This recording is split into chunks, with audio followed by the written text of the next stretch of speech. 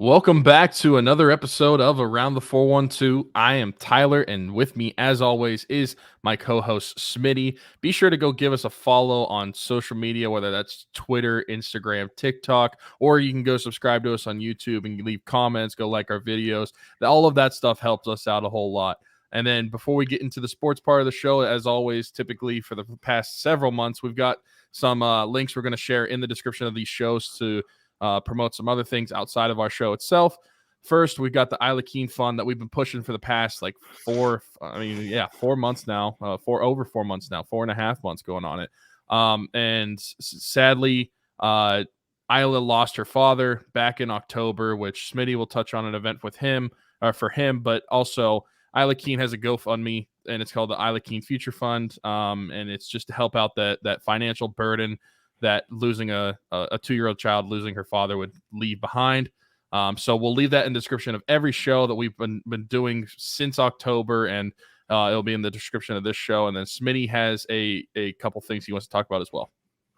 Yeah, you mentioned with Isla and losing her father, Dalton, in October.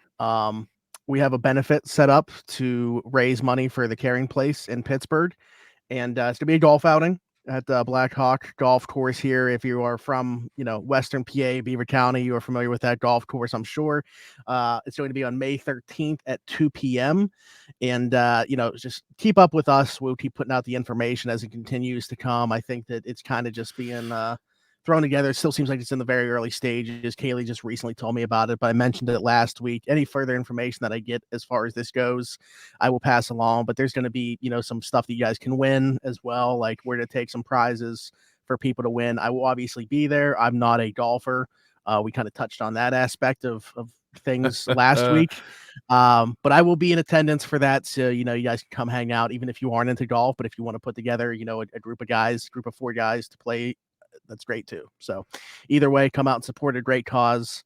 And then the other thing we mentioned last week as well was another GoFundMe that had just come across our radar last week. My mom mentioned it. So one of my mom's best friends, who was in the Central Valley School District, has a friend in Beaver, and that's where Tyler went to high school, was Beaver area. The Lemasters family, and their mother was diagnosed with stage 4 breast cancer. Sadly, we have an update on this as of last week's show when I first mentioned it, that she is going to be moving into end-of-life care. Man, I knew this was going to happen as soon as I started talking about it. Even though I don't know these people, like we talked about it last week, like it's just so easy to put yourself in a position like that. So I knew I was going to get emotional when I started talking about it, but that's the way that the family has handled it. They're probably handling it better than I am right now talking about it, just from the way that I've read these updates, and William, that's her husband's name, has put out information about it. I guess that's the benefit that you have when you have faith. They hope and pray that she's going to a better place.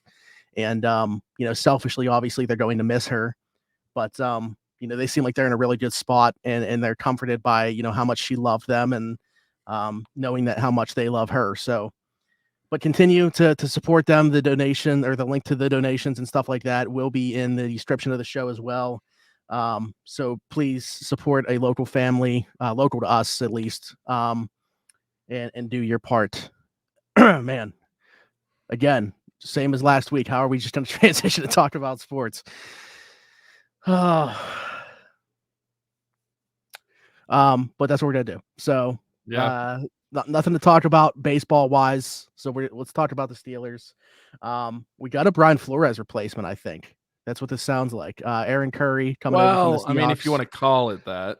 I don't know if he's exactly a replacement, but yeah. Well, they had a spot yes. on the staff to fill, a linebackers coach. That's what Aaron Curry was coaching in Seattle, and he's coming over to join the staff. I like this. Relatively young guy. He will be the youngest guy on the staff at 35 or 36 years old. Former 36. 5th overall pick. Okay. Former 5th overall pick of the Seahawks. Obviously didn't have the playing career that you would expect. But you look at what Seattle's linebackers have done the last few seasons. I really question the pick of Jordan Brooks back in 2020. And, he leads the league in tackles over the course since his rookie season. In Nwosu, a ton of production on the outside last season. I think he had like 9.5 sacks or so. Darrell Taylor has taken a step forward. I mean, there's a ton of guys there that have really started to produce that were kind of like under the radar guys that are, just being coached up well. And Aaron Curry is a part of that, and he's been given credit for their development. So I think I don't know who he's going to be coaching right now, but yeah, I like the addition to the staff for sure, because if you look at like the inside linebacker room, we have no clue what it's going to look like. So, right. Yeah, no, I think the hire is definitely intriguing. The thing that I first thought whenever I saw that they hired Aaron Curry was, this doesn't feel like a normal Steelers hire, because it's not really somebody that has a lot of tenure with the position coach within the NFL, or even within college for that matter. I mean, he was only a college coach for 4 years, and he was a defensive lines coach whenever he was at Charlotte. He wasn't even the linebackers coach. So I guess positionally, it is interesting to me, or whenever I look at what the Steelers typically go for when they hire coaches to coach these positional players. And then on the flip side of that, he also has no connection to the Steelers, which is another thing. Like, that might sound dumb, but if you look at like past hires, having a connection within the organization is kind of a big deal when it comes to being hired to this organization. So those are the things that kind of stuck out to me when I first saw it. But I do like the hire. I think it is intriguing. I think that you mentioned the success that he had in Seattle, like developing those linebackers. I think that's something that is very much needed in Pittsburgh. And like you also said, we don't know who the linebackers are going to be when it comes to like who he's going to be developing. But I do think that is intriguing as a hire itself. I think that I was joking. I wouldn't say it's a replacement for Brian Flores. I mean, just because I feel like it's a little slight to Brian Flores, but at the same time, it is a replacement in the same term. They were replacing a linebackers coach, and I'm excited to see what he can do. I mean, we know he's probably going to be coaching up Robert Spillane. Maybe Miles Jack is back and he can develop him some more. But then outside of those two, I mean, the only one I'm really saying is back is Robert Spillane. And yeah, I'm thinking about Mark Robinson because of the youth that he comes in with. Like, those two guys that you mentioned first, they've already like kind of carved out what they are in the NFL. I feel like, not to say they can't be coached, but Mark Robinson still has so much to mold, in my opinion, in terms of what he's going to be at the NFL. He's still so raw to the position. He played 1 year linebacker before the draft. Yeah. So he's only got 2 years of being a linebacker. What is Aaron Curry going to be able to get out of him? I think that's a great like litmus test, if you will, for what he's going to be as a coach.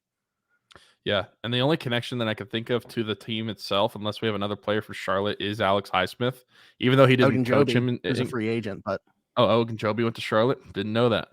And that was the position he would coach the D line there. So that was we coached. Okay. Yeah. Cause outside of that, I wasn't thinking of any connection that he had to the Steelers organization, but I mean, I think it's interesting. That pretty much rounds out their coaching staff for the most part, because unfortunately we're getting an offensive coordinator change. But the outside of that, I mean, for major positional coaches, there wasn't much turnover in this offseason besides Brian Flores going to Minnesota. So I think that it's an intriguing hire, and I like it. And I like that what we see in Seattle, and it makes me excited because which is a very uncharacteristically over the past, like, probably honestly since Ryan Shazier was injured, linebacker hasn't been the dominant position for the Steelers, which for several years it was on the defense, but it really hasn't been outside of like outside linebacker with like TJ Watt, but I'm not really counting him. I'm more talking about the middle linebacker position. Off-ball guys. Yeah. And so I'm hoping that like maybe he's able to do what he did in Seattle and really build up that position group again, because that's kind of been the weaker part of the defense for the last 3 to 4 seasons. And that's very uncharacteristically so when you look at the recent history of the Steelers, or honestly all the history of the Steelers. Yeah. Yeah, it's the recent history that's gotten away from what history says the Steelers are at that position. But yeah, it'll be definitely interesting. I don't know that he's going to necessarily have influence on. It's funny because it kind of ties in with the other two topics I was going to bring up. You said, he spent a year. They crossed paths at Charlotte with Alex Highsmith.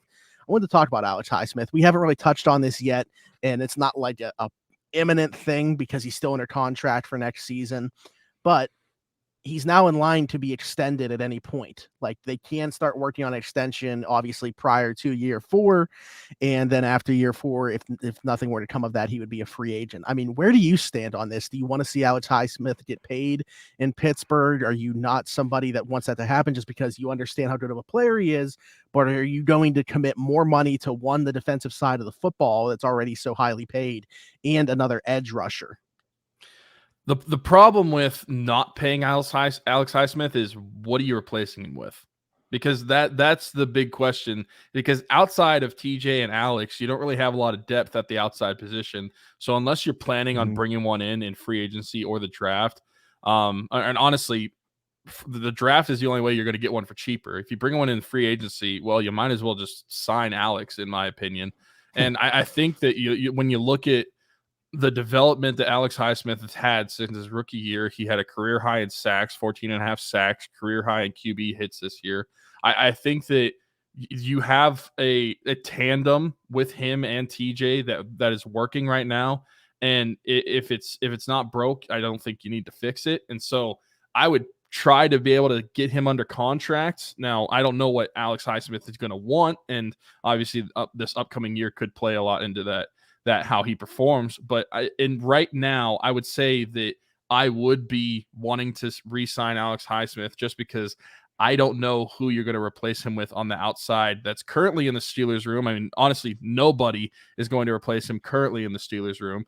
And then if you're going to bring one out of free agency anyway, you're probably going to be paying somebody. So in my opinion, unless you're drafting one that can replace him like either this year or next year, there's really no point to not give him a contract if you're going to bring one in free agency anyway.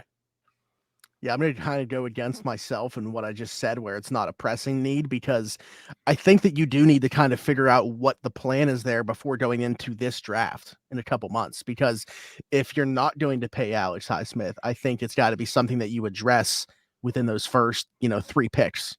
There's people mocking the Steelers' Lucas Van Ness in round 1. That would be an Alex Highsmith replacement, even though not necessarily a traditional outside linebacker, but he would be an edge rusher. I mean, he can rush from the inside too, but I think ideally, yeah, he's, a 4-3 edge. So that to me would be the case of where you're not paying Alex Highsmith. If you're paying him, you still obviously need help on the edge, but you're not addressing it that early. So I think that's something that the Steelers probably need to have a good idea of before they go into this draft. Are you going to extend him? Are you not going to extend him? Are you going to let him play out this year? Is he a franchise tag candidate following this season? Like, what is the plan there? Because I think that you need to have a pretty good idea in the next couple months, because that could determine how quickly you want to address the position in the 2023 draft. It could be a similar situation like the Steelers. Okay, they tagged Bud Dupree for 2020, but then selected Highsmith at 102 in a draft where they didn't have a first round pick. So he was essentially their second pick. That to me was like, okay, we know that we got Bud for this, but we're not paying him beyond this. So I think that this draft would have a similar approach to 2020. Yeah, honestly, that would make sense. I just think if the Steelers know they're going to re-sign him, or they're interested in re-signing him, I think they need to figure out before the draft. But also just because if he has a good year in 2023, then you're going to want to sign him now as opposed to after this next offseason, because then his contract will just get more expensive. Yeah. We really didn't touch on, or you didn't touch on when I posed it. So let me see how you feel about it. Again, the Steelers defense already very expensive, committing money to 2 different edge rushers. Does that play into your decision at all? Or you don't care? Like, he's a good player, pay him as a good player. It doesn't matter that he, is playing the opposite side of TJ. And I think that, and granted, cap is going up, but also you have the benefit of offensively, you have a lot of young contracts. And so at least for a few years, you're able to spend more money on the defensive side of the ball, just because that's where the contracts are expiring sooner. I mean, I look at you have a quarterback, a couple wide receivers, couple linemen on young rookie contracts. And so you have at least 2 to 3 years with some of these guys where they're still going to be making a little amount of money where you don't have to worry about a contract right now. And I think that while you're able to spend, and I'm not saying spend a lot, but spend more on the defense just because that's where the contracts are expiring sooner. That's kind of how I'm looking at it. I mean, of course, you're going to want to pay some people on offense too, but I think once you get to that point, it's going to be a couple years down the road. Right now, a lot of the key players on offense, you're not going to have to pay for at least 2 years. Okay, yeah, that's a fair point. Do you have a number in mind? Like, okay, this is what I'm willing to pay the guy that plays opposite of TJ Watt. I mean, I don't know about a number. I think years wise, I'd be willing to. Ideally, I'd probably want to sign him to a 3-year deal. After this one, okay, but if 4 would probably be my max. I'd want to do 3 though, and 3 years, I guess. I don't know what's too much though, because you're already paying one of the highest paid outside line. Is TJ still the highest paid outside linebacker? He might be. I don't know if he is, though. Yeah, I mean, Nick Bosa, I didn't know if like a signs a new Bosa deal, beat him or not. I don't think. Well, Joey signed before TJ's newest deal, so that's but true. Nick Bosa, I'm sure will Nick break Bosa that. sure will. Well, when you're playing out on the other side of the highest paid linebacker, I mean, I'm sure Alex doesn't think this way, but like as a fan, you'd like look at it, obviously that opposite guy isn't going to make as much. I mean, I would say somewhere in the 10 to 12 range. Yeah, see, that's my thing is coming off of 14 and a half sacks. Now we don't know what he's going to do next season, but I mean, if he were putting up those numbers somewhere else, you're paying that guy north of 15. So yeah, like Derek was talking about this, and he's like, man, if Highsmith really wanted to. And another thing that's weird, I don't know if it's just me, but we're only like 3 years into this guy's career, and it just already feels like it'd be weird to see him playing somewhere else. I think it's because like his family, like his dad is awesome, his mom's awesome. They're already so deeply ingrained into Steeler Nation. Yeah, it would just be weird to see him go play somewhere else. But that's why it's tough for me. But yeah, Derek was like, man, he can probably get 16 to 18 million if he were to hit the open market right now. Like if he was a free agent this offseason. Yeah, he's probably getting that. So can the Steelers do that? I mean, and would he even ask that of the Steelers, or would he be willing to take less to stay here? Again, it just already seems like a guy that it's hard to envision playing somewhere else. I don't know. These are questions that we can ask him whenever he comes on the show again. But something that I'm thinking of, and I'm sure maybe Alex has thought of this, but just as a outsider looking in, maybe he does think about, okay, wherever I go, I'm not going to playing opposite of TJ Watt. And so I'm going to get keyed on more. And so my numbers aren't going to be as good. And, that's the variable you have to look at is who you're also playing on the field with, because there's definitely a case of when TJ's on the field, Alex's numbers get better. Yeah, but I'm also like that's a good point for sure. But to go off that, I'll make another point. He might want that challenge of being a number one guy and getting that attention. A walk on at Charlotte has always played with a chip on his shoulder. Does he not want to be in the shadows of somebody else? Does he want to be the number one pass rusher on a different team? Yeah, I don't know. I mean, do you want to be a Do you want to be like Malkin and Crosby, and you just like kind of say like, "Hey, I am." What a comparison! Yeah, I'm not Malkin. I'm not going to leave, and I want to play with Sid because he's the best. Maybe he thinks that way of TJ, because it stinks because that would be 2 pass rushers in a row that we have to replace, and TJ still stays the same. We just have to find another duo for TJ. You know what's funny? Yeah, is I saw somebody bringing this up, like Bud Dupree. Very clear cut candidate for Tennessee. This wasn't on the notes. What would you think about a reunion there? Obviously, like you're not going to pay him what he got from Tennessee. A lot of that was guaranteed, so he's getting paid regardless.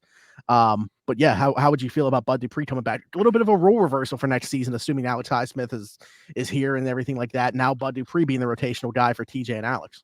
I'd be open to that as long as the contract was a lot smaller than it was when it came to Tennessee, which it would be. Yeah. But Yeah. yeah, I think I'd be open to that reunion. I mean, Bud's granted he did play well in Tennessee, but his best years were still in a Steeler uniform.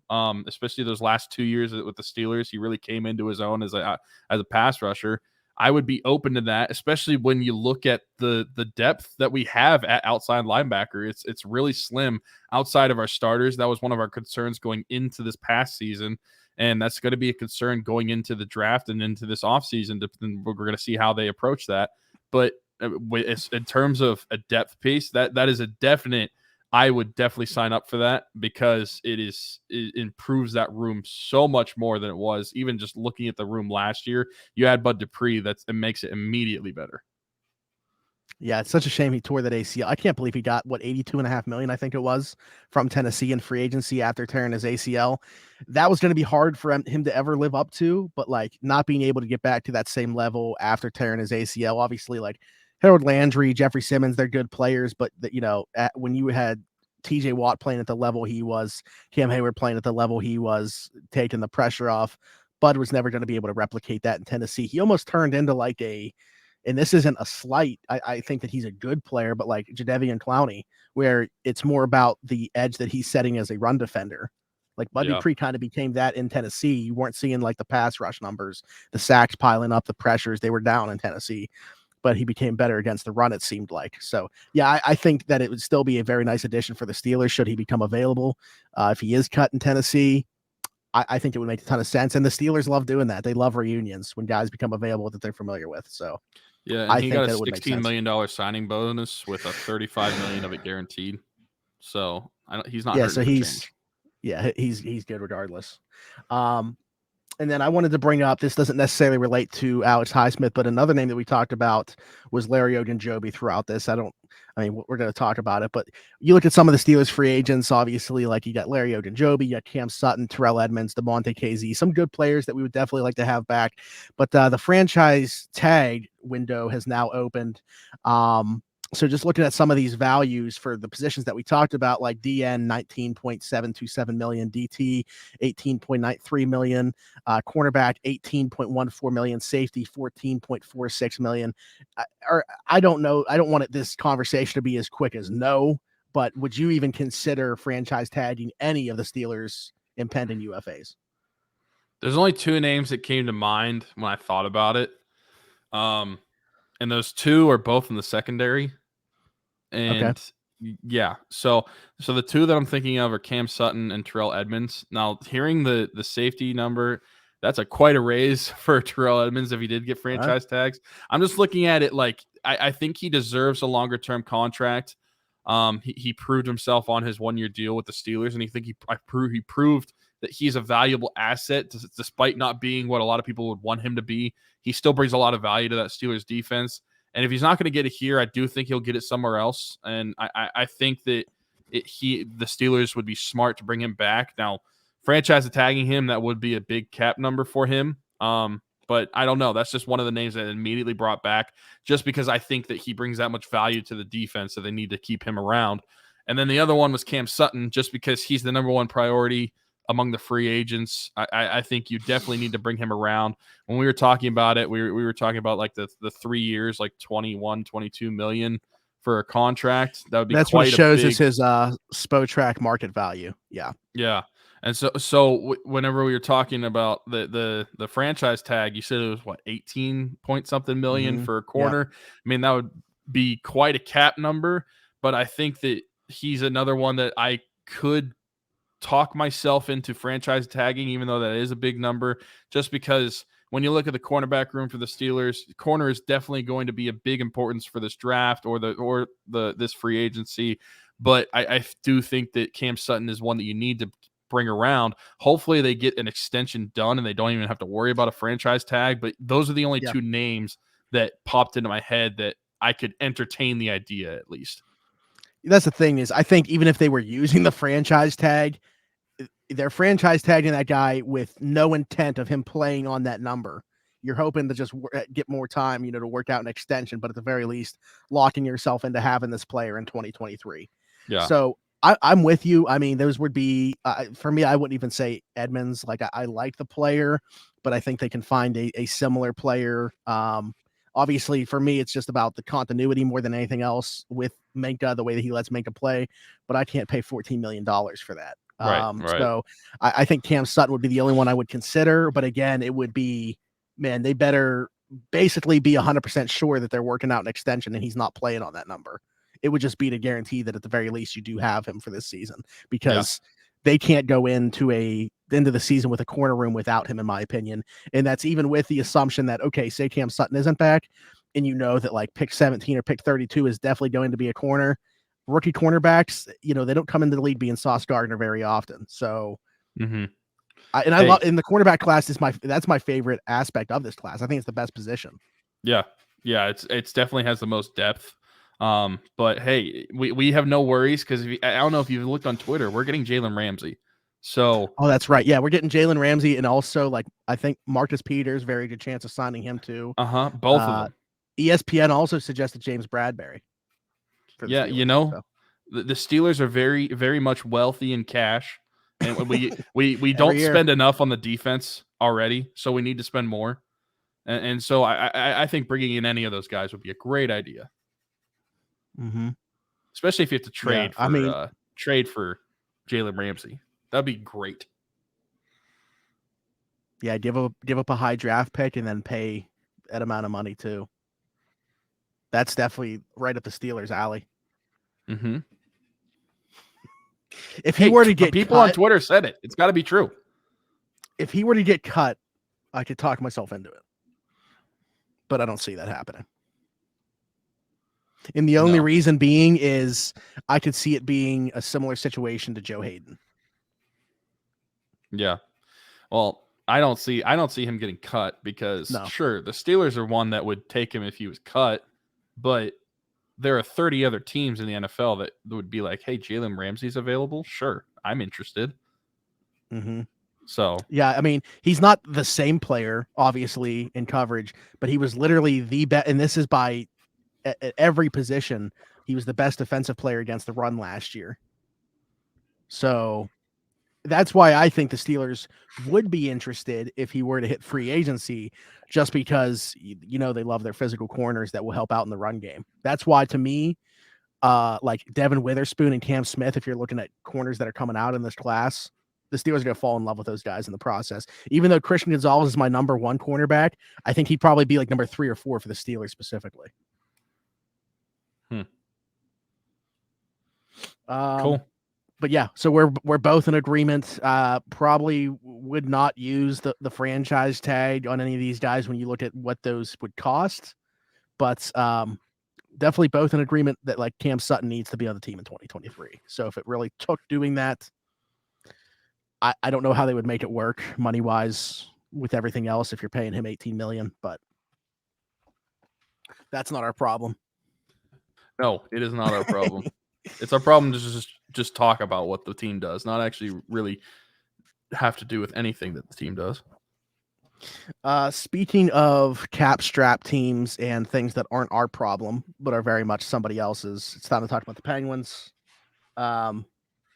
It's just implosion after implosion. I mean, this past weekend plus of hockey leading into last night's game as of the time of recording this, awful. They had 4 points basically in the bag in the 2 games against the Islanders, and they find different ways to lose. The Devils game, I mean, they were really, in my opinion, never in, but those 2 against the Islanders really hurt. And you look at the playoff race right now, those games in hand are fading fast. So as we sit here today, I know that the Penguins have some games in hand, but they no longer even show us in a wild card spot.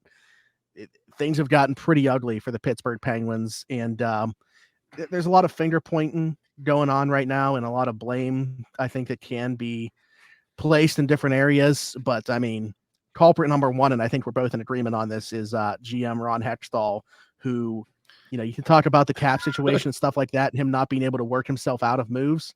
He kind of created all this. When you got Crosby, Gino, and Letang making as little as they have since their rookie contracts, and you haven't found a way to build a roster around them, with that being the case, that falls on the GM.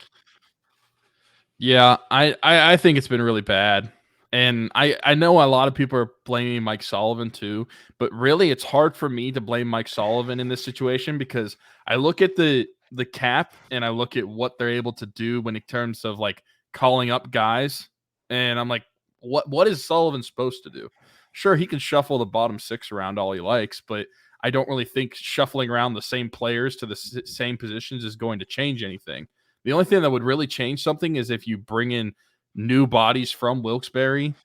But even at that hand, you look at the cap situation that's the only excuse to me where the cap situation is like I can use an excuse for Mike Sullivan. Like he can't bring up anybody to even try anyone else because what's he going to do with the players that are currently on his roster?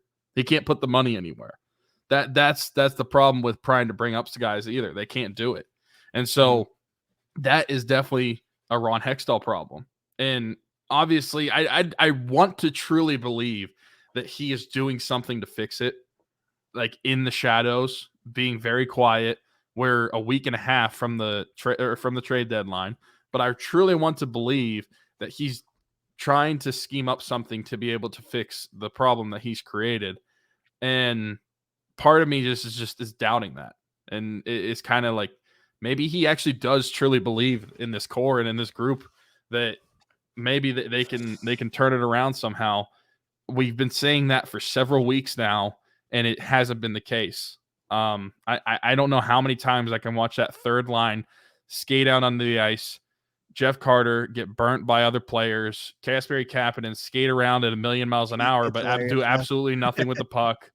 And it doesn't even matter who that left winger is because those two are doing absolutely nothing out there.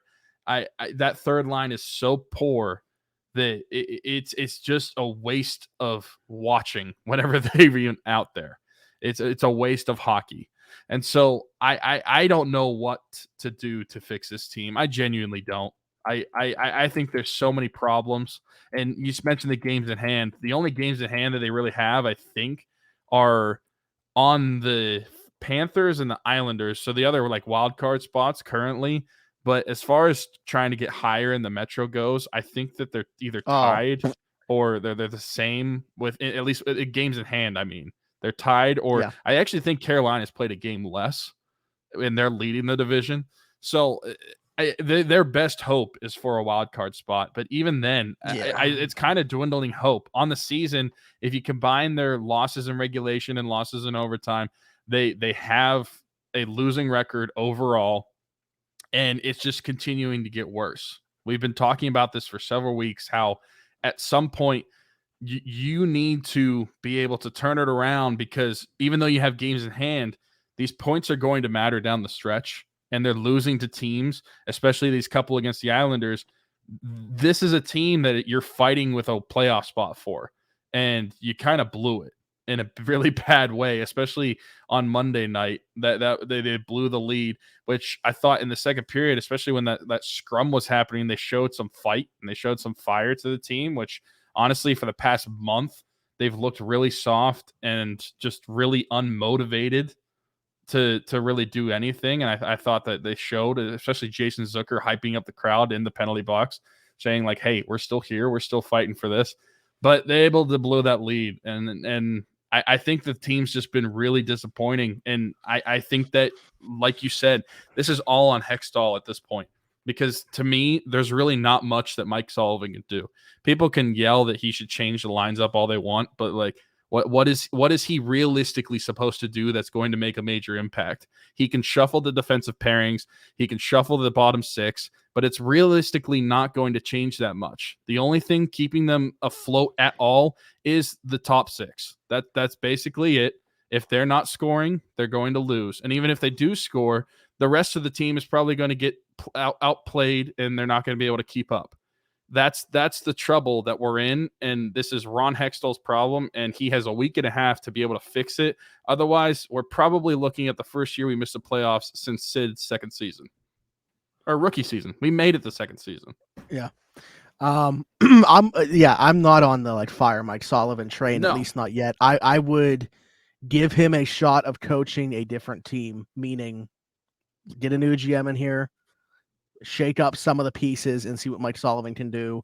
I mean, he just got in. It's not even worth talking about, but just from like a fan perspective of people calling for it, I'm not there yet.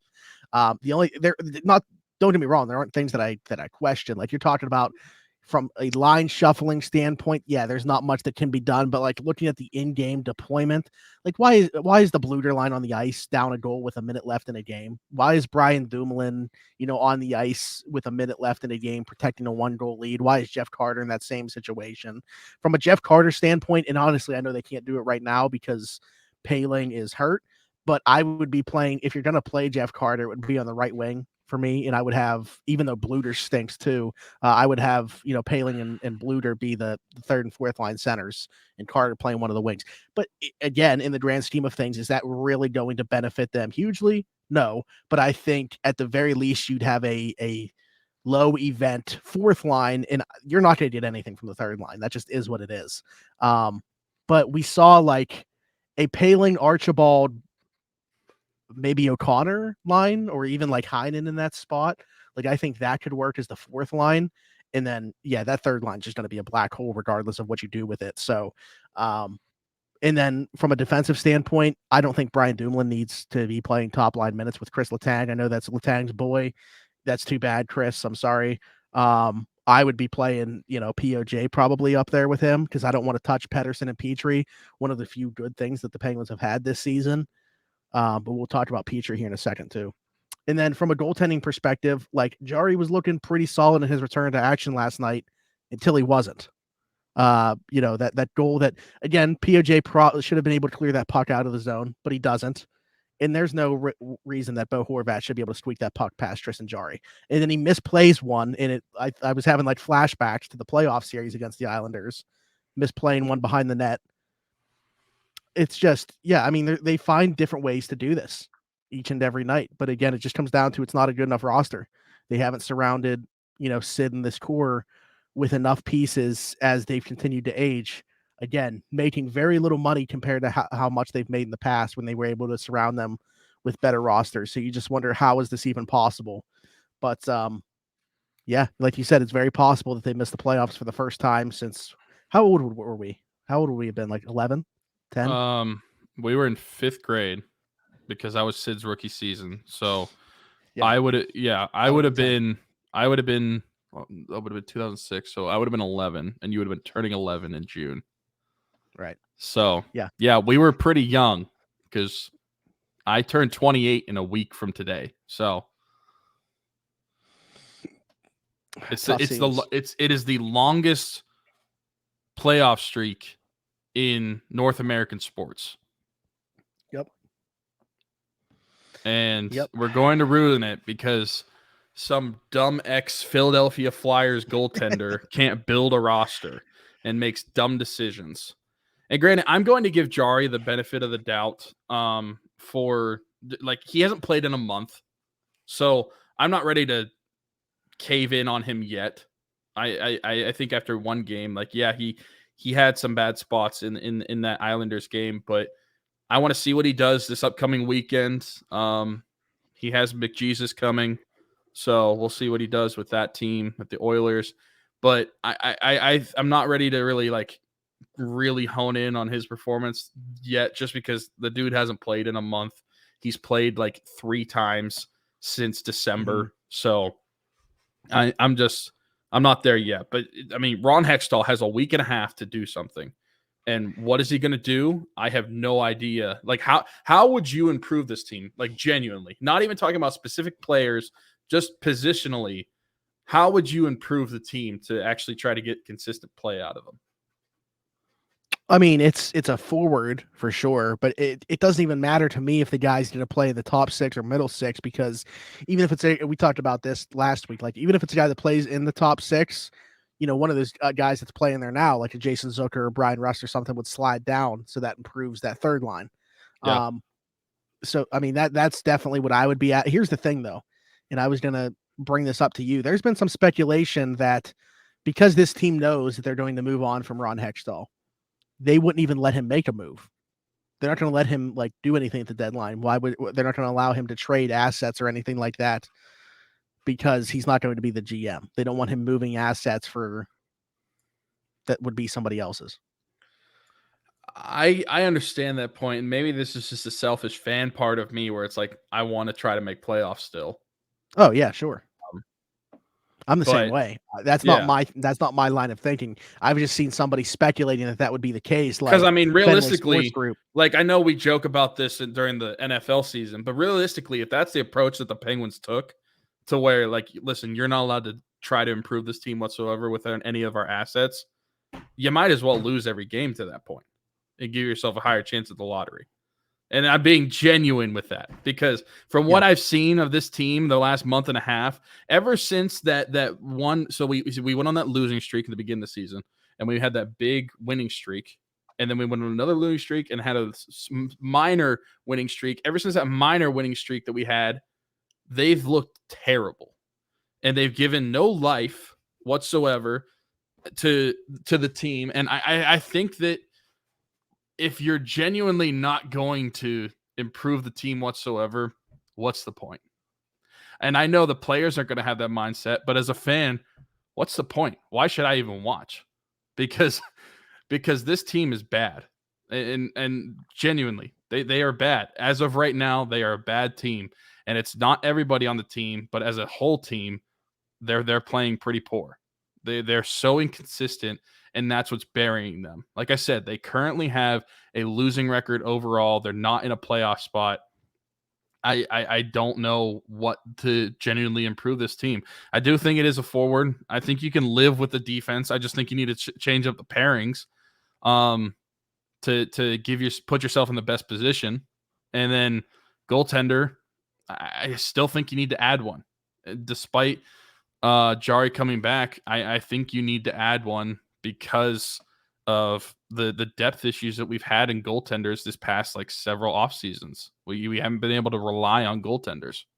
So from that standpoint, I'd be looking to add at least one forward and a goalie in the next week and a half. And we'll see if they do that. As far as we're talking about adding from the roster, but what about subtracting from the roster? Somebody put out that the Penguins are shopping Jeff Petry to other teams right now. Obviously, massive cap hit for the Penguins, makes the second most money on the team. But this was a guy that they were highly coveting. They wanted him at the NHL draft. They were talking to the Canadians about him. Obviously, they ended up pulling the trigger, swapping, Mike Matheson. Also, Ryan Poehling came over in the deal. There were some pieces going both ways in that. But they wanted this guy real bad as a minutes eater to go behind Chris Letang. If you trade him away, I'm not saying I'm for or against it right now. I'm just in the very early stages of thinking about it. But who's playing the second most minutes on the right side? That like Jan Ruda's never done that. Chad Ruhwedel's never done that on a consistent basis. I'm sure there's been games where those guys have logged 20 plus minutes, but on a consistent basis, night in and night out, that hasn't been the case. So I don't know. I mean, it's two-sided. There's pros and cons for sure. Yeah, there is. I think there are some guys that could fill the position. But how much do you trust them? But at the same hand, like losing that contract would be pretty nice. But at that point, if you're going to trade him, it's like why did we lose Mike Matheson if that's the case? Because last year Mike Matheson was coming into his own with the Penguins. He played a really good season. It makes if they end up trading him, it makes last off season look even worse than how we already feel about it. If they already move on from Petry. Yeah, and granted, Matheson I think has been hurt a majority of this season. Yeah. But see, I'm not even talking about like Matheson obviously was that direct impact because of that deal, but really the Petry being brought in was because they were moving Marino out. So I think you got to kind of include that aspect of it into this Petry thing is them moving Marino because he would be the second right-handed defenseman right now. Otherwise. Yeah. Which I genuinely I don't know how Marino has played this season. Once he was left, he was dead to me. So I don't, and not, I don't not that think he like left voluntarily, but like you're not on my team anymore, so I don't care. Like so, yeah, I don't think the offensive production's necessarily been there, but I think Devils fans have been pretty happy with his play overall. Yeah, I don't know. I mean, to me, if you're trading, if you're trading to not improve the team, then that makes sense. If you're trading Petry to get a contract off the books and kind of free up some space for whatever GM comes in next to fix the team, and we're kind of piggybacking off the idea like you can't trade any assets, then I think that would make sense from that standpoint. Otherwise, if you want to be a competitive hockey team, I think Jeff Petry still puts you in the best position despite what contract he has.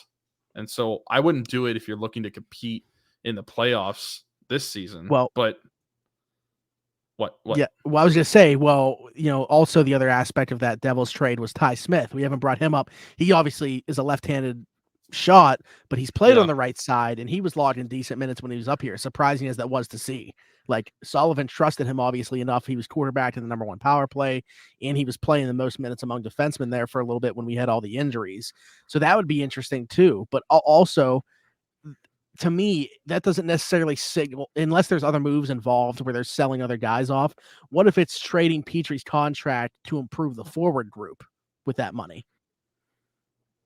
I guess that makes sense. I don't know the return on it.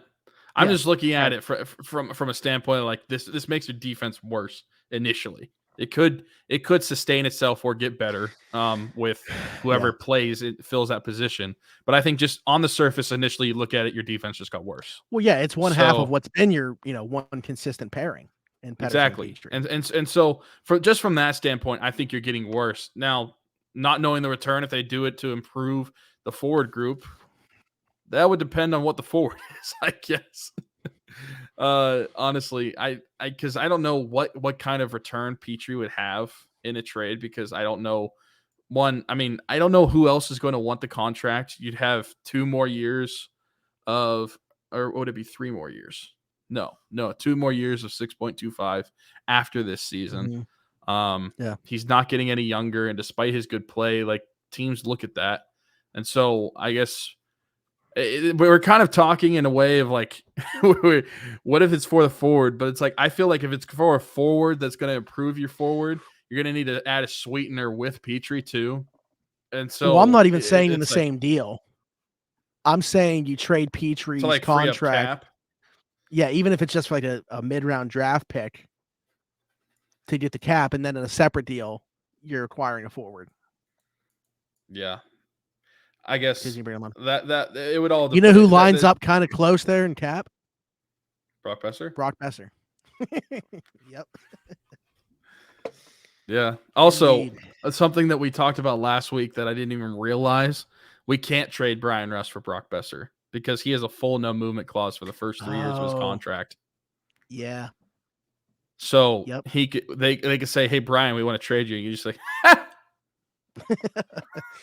so, yeah, that's true. For 3 years he has a full no move clause, so he's probably going to be here for at least 3 seasons. Yeah, he's played pretty well. He's not finding the back of the net like as much as he probably should be with the way he's played, but these last few games he's actually been one of the guys that's shown up. So yeah, and don't get me wrong, I still love Brian Rust, but would I trade him for Brock Besser to get a good player and also the contract off the books? Absolutely. Yeah, you got to look at the age, the amount of money that he's going to be making as he only continues to get older. And again, the production, in year 1 of that deal hasn't been up there. So it's like, I think it's reasonable to think like, okay, if this is how year 1 of this contract's going, how's it going to look in year 2, 3, 4, 5, So yeah, I don't think that we're like way off base here and thinking that that's a deal, but again, we can't do it anyway. So now, granted, on the flip side of that, and I've been roasting Ron Hextall this entire time, I love the Rickard Rakell deal right now. Looks really good. So yeah, I mean, yeah, that to me is the one, because we've talked about it too. Like Letang and Gino were kind of like no brainers. It wouldn't have mattered who the GM was. Both those guys wanted to be back, and they would have signed those deals. Rickard Rakell was good business. Not just obviously the trade for him as well, but then also to re-up with him this offseason, because I didn't love the years, but again, throw the years out the window when it comes to the Penguins, because really it kind of sucks the way they're playing right now, because it's supposed to be about this 2 to 3 year window. It might not even be 1 year. If Ron Hextall's running the ship, it might already be closed. So yeah, but when that contract expires, I'll be 33. That sucks to hear. That does suck to hear. And how old will Jeff Carter be? 43? Jeff Carter will be, how old is he now? 38. I want to look at this right now, and this is how we're going to close out the show. He is 38 right now. Oh, he's a New Year's baby, January 1st, 1985. So he will be, 43. Nice. and he'll have just signed a new extension with the Penguins.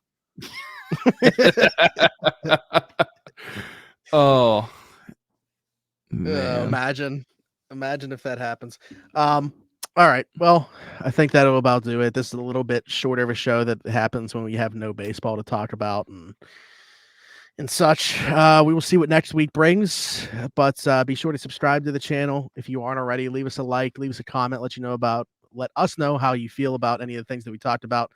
Let us know what you would like to see in some future shows. Hit that notification bell so you guys don't miss a single thing. If you're listening anywhere besides YouTube, leave us a 5-star review, all that good stuff, whatever you can do on that platform as well. You can subscribe to the entire link tree, actually, if you want to do that, and that would be obviously the best way to see exactly where we're posting everything.